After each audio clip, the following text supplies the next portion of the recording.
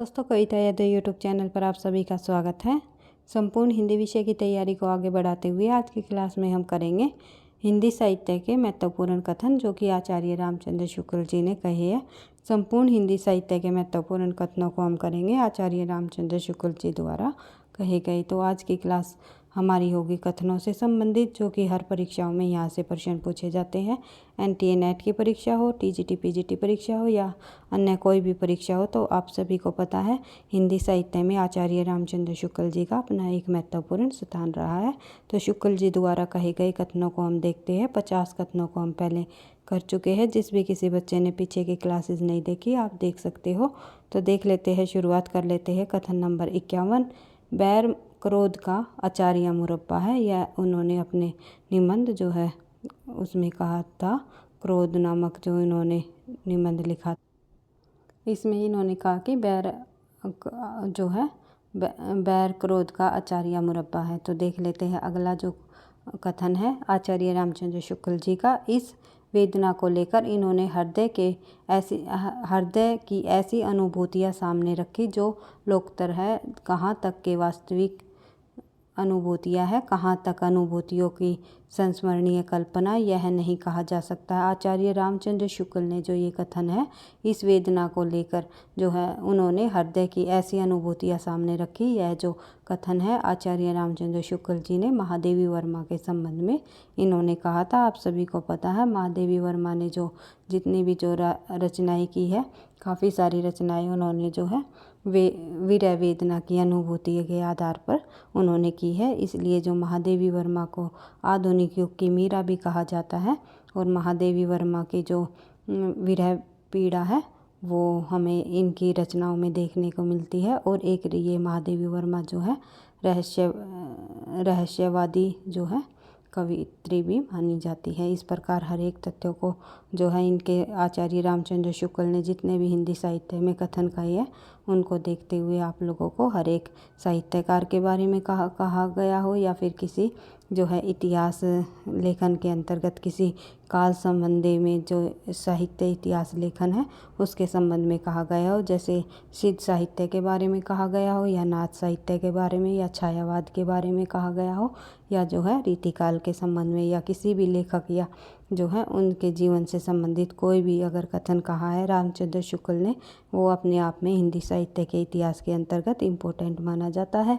क्योंकि आचार्य रामचंद्र शुक्ल ने हिंदी साहित्य का इतिहास नामक से ही हिंदी साहित्य का इतिहास ग्रंथ की रचना भी की है। तो उसमें उन्होंने जो है अपने विचार प्रस्तुत किया है। उनको ही जो है ध्यान में रखते हुए, उनको देखते हुए हमने जो है हिंदी साहित्य के इतिहास के अंतर्गत जो प्रमुख कथन है उसको एक साथ इंक्लूड किए हैं आचार्य रामचंद्र शुक्ल के।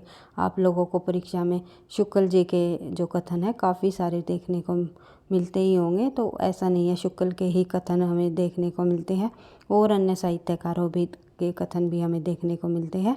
उनको भी हम जो है धीरे धीरे कर लेंगे। तो देख लेते हैं इनकी रहस्यवादी रचनाओं को देखकर जो चाहे तो यह कहे कि इनके मधुवर्षा के मानस प्रचार के लिए रहस्यवाद का पर्दा मिल जाए, अथवा यूँ कहे तो इनकी सारी प्रेरणानुभूति असीम पर से कूदकर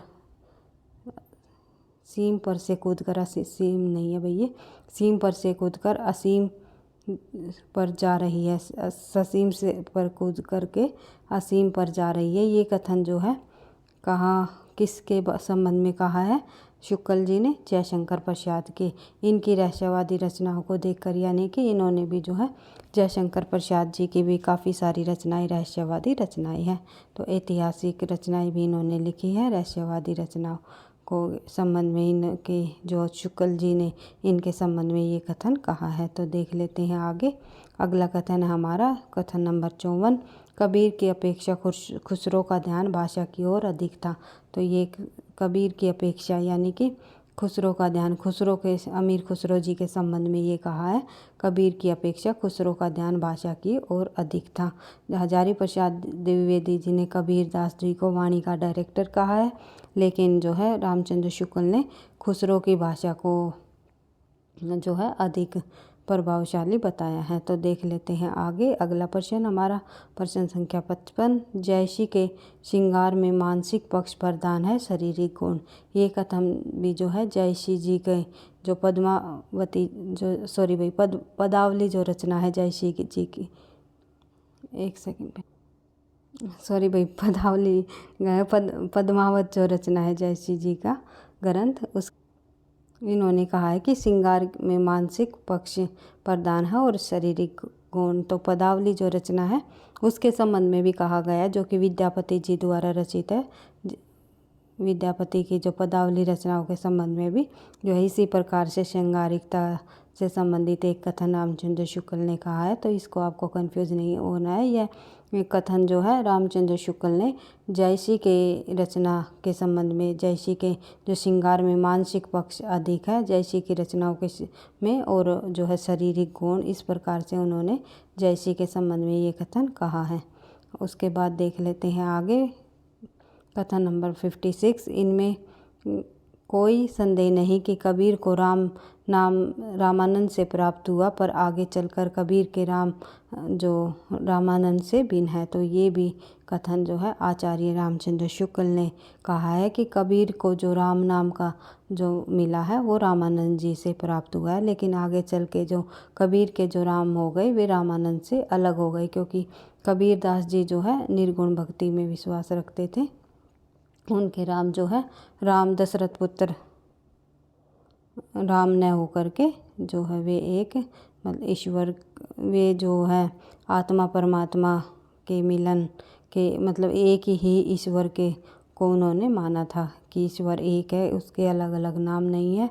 तो ये जो है रामानंद का जो राम है वो था दशरथ पुत्र राम, और जो कबीर दास जी के राम थे निर्गुण काव्यधारा के जो राम। तो वे रामानंद के श्री राम जी न रहकर अयोध्या के पुत्र न होकर के उन्होंने जो है राम नाम केवल शब्द ही अपनाया है, राम नाम का नाम ही लिया है, उनको राम का सगुण रूप उन्होंने नहीं अपनाया।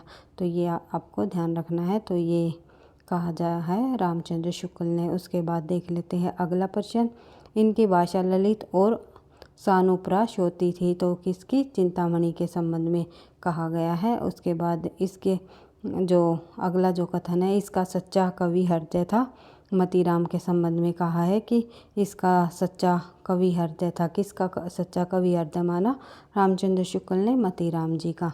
और उसके पहले हमने जो ये कथन पढ़ा, इसकी भाषा ललित और सानुप्रास होती थी। तो किसकी भाषा को ललित और सानुप्रास कहा? चिंतामणि को। और चिंतामणि को इन्होंने रीतिकाल का प्रवर्तक भी माना है। उसके बारे में उसके बाद अगला कथन हम देखते हैं। रीतिकाल के प्रतिनिधि कवियों में पद्माकर को छोड़कर और किसी कवि में मतीराम की सी चलती भाषा और सरल व्यंजना नहीं मिलती। तो मतीराम की जो भाषा बताई है उन्होंने रामचंद्र शुक्ल ने केवल पद्माकर को छोड़ करके और किसी कवि में भी उनकी जो चलती भाषा और सरल